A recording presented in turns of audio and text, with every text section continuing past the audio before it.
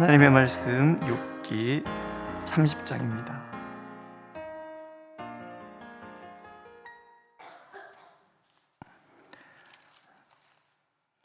좀 긴데요. 우리 함께 읽겠습니다. 30장 1절. 그러나 이제는 나보다 젊은 자들이 나를 비웃는구나. 그들의 아비들은 내가 보기에 내 양떼를 지키는 개 중에도 돌만하지 못한 자들이니라. 그들의 기력이 쇠잔하였으니 그들의 손의 힘이 내게 무슨 소용이 있으랴. 그들은 곧 궁핍과 기근으로 인하여 파리하며 캄캄하고 메마른 땅에서 마른 흙을 씹으며 떨기나무 가운데에서 짠나무를 꺾으며 대쌀이 뿌리로 먹을거리를 삼느니라. 우리가 그들에게 소리를 지름으로 도둑같이 사람들 가운데에서 쫓겨나서 침침한 골짜기와 흙구덩이와 바위굴에 살며 떨기나무 가운데에서 부르짖으며 가시나무 아래에 모여 있느니라. 그들은 본래 미련한 자의 자식이요 이름 없는 자들의 자식으로서 고토에서 쫓겨난 자들이니라. 이제는 그들이 나를 노래로 조롱하며 내가 그들의 놀림거리가 되었으며 그들이 나를 미워하여 멀리하고 서슴지 않고 내 얼굴에 침을 뱉는도다. 이는 하나님이 내 활시를 늘어지게 하시고 나를 곤고하게 하심으로 무리가 내 앞에서 굴레를 벗었음이니라. 그들이 내 오른쪽에서 일어나 내 발에 덫을 놓으며 나를 대적하여 길을 에워싸며 그들이 내 길을 헐고 내 지향을 재촉하는데도 도울 자가 없구나.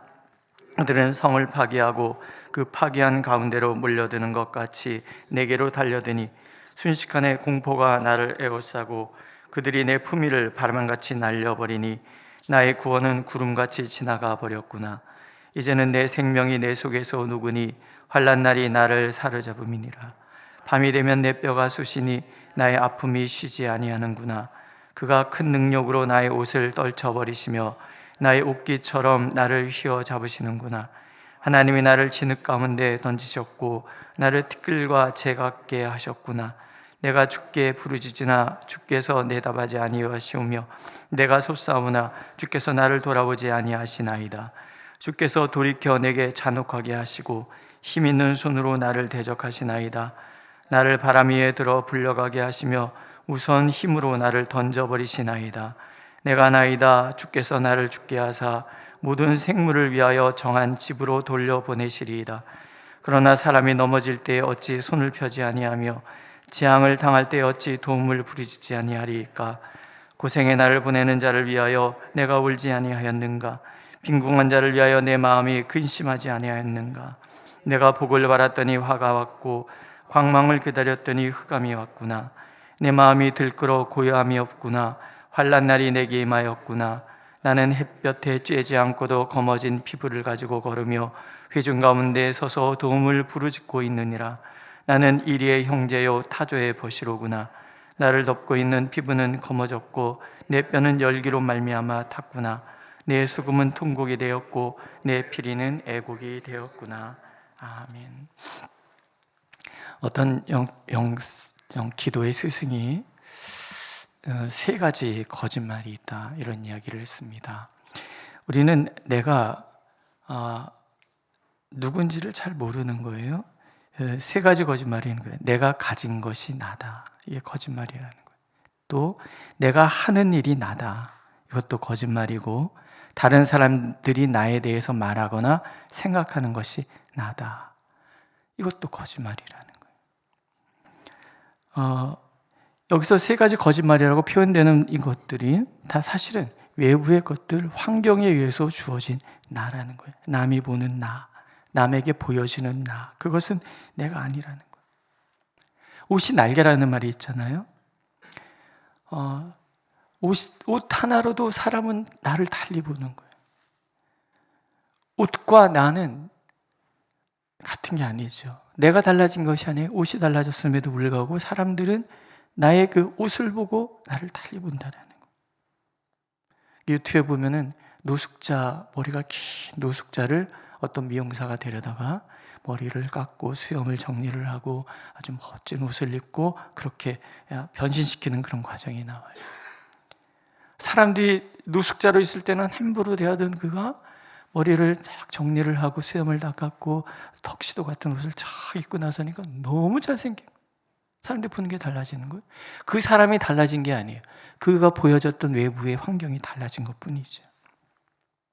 그만큼 사람은 외부의 환경에 영향을 받는다, 그런 뜻입니다. 사람들은 보여지는 것이 전부라고 생각해요. 그래서 나 또한 나를 둘러싼 것들과 나를 동일시해서 둘러싼 것이 곧 나의 신분이 되고 품위가 된다고 생각합니다. 그러나 15절 말씀, 품위는 바람같이 날아가는 것뿐이라는 거예요. 나를 둘러싼 모든 것들이 다 그렇습니다. 있다가도 없고 없다가도 있는 바람같이 날아가는 것들은 결코 내가 될 수가 없어요. 이 나라는 본질은 환경에 의해 바뀌는 것이 아니기 때문에 그래요. 나라는 본질은 달라지지 않았는데 외부의 환경의 변화가 나를 새롭게 규정한다면 지금까지 내가 생각했던 나는 다 거짓인 거예요. 가짜인 거죠. 문제는 환경의 변화가 사람을 대하는 태도를 달리하게 한다는 거예요. 욥이 그렇습니다. 오늘 욥은 자신이 겪은 일들의 서러움을 토로하는 거예요. 29장 어제 읽은 말씀에서 보면 과거의 욥이 얼마나 화려했습니까? 그는 정말 가진 자로서의 책임을 다해서 가난한 자들을 위해서 그들을 베풀고 돕고 섬기고, 그 가지고 있는 물질, 그 사회적인 지위 위치를 가지고 서러운 사람들을 도와주고 그랬어요. 그의 삶을 보면서 사람들은 지혜를 구하였고 또 심지어는 그 지도자들까지도, 왕들까지도 그 앞에서 조심하고 말을 조심하고 마치 군대 한가운데 왕이 머무는 것처럼 굉장히 영향력 있는 삶을 살았단 말이죠. 욥은 그게 자신이라고 생각을 했어요. 그런데 욥을 둘러싸고 있던 모든 것이 다 사라졌어요. 사업은 다 몰락했고요, 자녀들은 다 죽었고요, 몸은 병이 들었어요. 그랬더니 오늘 보면은 나를 조롱하는 젊은 자들이 다 나를 비웃는구나. 그들의 아비는 내가 보기에 내 양떼를 지키는 개 중에도 둘만하지 못한 자들이었다. 사람들이 막 도적대같이 쫓아내는 그런 사람, 머물 곳이 없어서 동굴에나 머물고 칡뿌리나 캐어먹고 그러는 세상에서 가장 비천한 그런 사람들의 자녀들조차도 욥을 조롱하고 비웃더라는 거예요. 그동안 욥을 둘러싸고 있던 모든 것이 욥이라고 생각했는데 이 모든 것들이 다 사라지고 나니까는 세상에서 가장 비루한 사람보다도 못한 그런 사람이 되어버렸다는, 세상은 그렇게 욥을 대하더라는 거죠.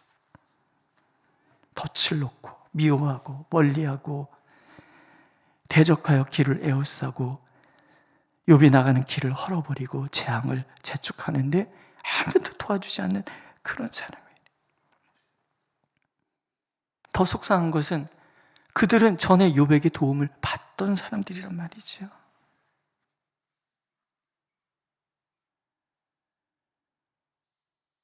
그들은 욥을 존경했던 게 아니었죠. 욥을 둘러싼 환경을 존경했던 거예요. 그가 가지고 있는 재물과 권세, 그걸 존경했던 사람들이 욥을 둘러싸고 있던 모든 것이 다 사라지니까 마치 성을 점령하는 군사들처럼 특달같이 욥을 공격하는 사람들이 되고 그것이 욥에게는 공포가 돼요. 그래서 탄식하는 거예요. 화려했던 자신의 전성기에 비춰보면 너무나 보잘것없는 이 시간들. 그러니까 밤마다 뼈마디가 쑤시고요, 아픔이 쉬지 않는 거예요.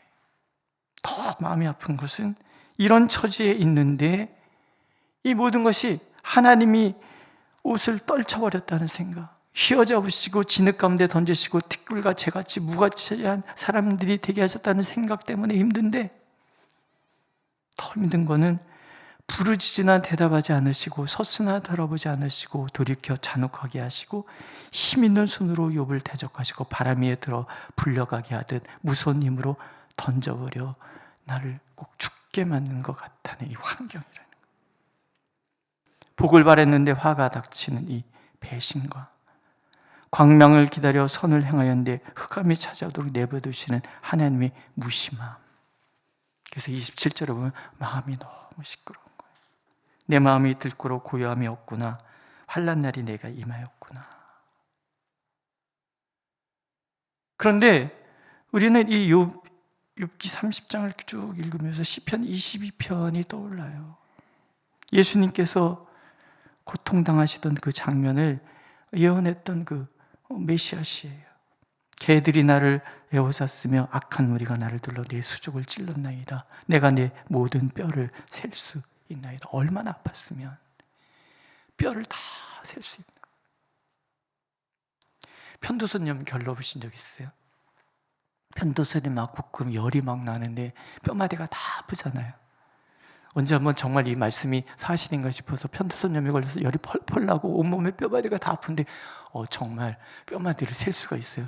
지금 저 발가락 저 끝에 마디가 아프구나, 무릎 관절이 아프구나, 여기가 아프구나, 뭐 이러면서 얼마나 십자가에서 아프셨으면, 그 고통이 얼마나 컸으면 내 뼈를 다 셀 수 있습니다. 내 혀가 입천장애가 닿았습니다. 근데 이걸 다윗이 겪는 거예요. 모진 고난 속에 있을 때 다윗이 그런 경험을 했다는, 그걸 욥이 똑같은 고백을 하고 있는 거예요. 뼈마디가 다 아프고 온몸이 부서질 것 같은 이 고통, 절망이 찾아왔더니 그렇게 만들었다라는 거예요. 나의 하나님 어찌하여 나를 버리셨나이까. 깊은 고독이죠. 아무도 도와주지 않는 고독. 고난은 우리를 고독하게 하는 것 같아요. 버림받은, 하나님께 버림받은 것 같은 그 절망감. 욥은 지금 그 아픔을 하나님 앞에 탄식하고 있는 거예요. 이 말씀을 통해서 하나님께서 우리에게 주시는 얘기가 그런 거예요. 우리 24절을 다시 한번 읽어볼게요. 24절 시작. 그러나 사람이 넘어질 때 어찌 손을 펴지 아니하며 재앙을 당할 때 어찌 도움을 부르짖지 아니하리까. 무슨 얘기예요? 그럼에도 불구하고 우리가 해야 될 일이 한 가지가 있는 거예요. 하나님을 향하여 손을 펴는 거예요. 하나님을 향하여 도움의 그 손길을 부르짖는 거예요. 욥이 하나님이 나를 버린 것 같다, 어찌하여 나를 버리셨나이까, 그 깊은 고독 속에 있음에도 불구하고 욥이 포기하지 않는 한 가지, 하나님께 손을 펴는 거예요. 하나님, 나 너무 아파요. 하나님, 나 너무 힘들어요. 죽을 것 같아요. 뼈마디가 다 부서지는 것 같아요. 이 처절한 이 비참함, 이 모욕감, 절망감. 시편 20에 나는 벌레요 사람이 아니라. 이것도 똑같은 마음인 거예요. 벌레요 사람이 아니라. 오늘 우리가 우리 삶 속에 찾아온 어떤 어려움 속에서 하나님은 결코 포기하지 말아야 될 것 한 가지, 하나님을 향한 믿음. 별 생각 다 들었어요. 마음이 들끓고 시끄러울 수 있어요. 고요한 적이 없어요. 고요할 수가 있겠어요? 어려움을 지나가고 있는데.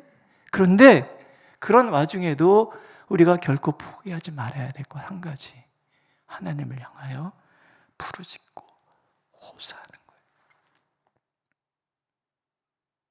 시련을 통해서 우리가 하나님의 말씀을 알게 되고, 시련을 통해서 하나님을 알게 돼요. 근데 잘 보세요. 하나님 편에서 한번 생각해 보세요. 하나님이 지금 이걸 보고 계세요.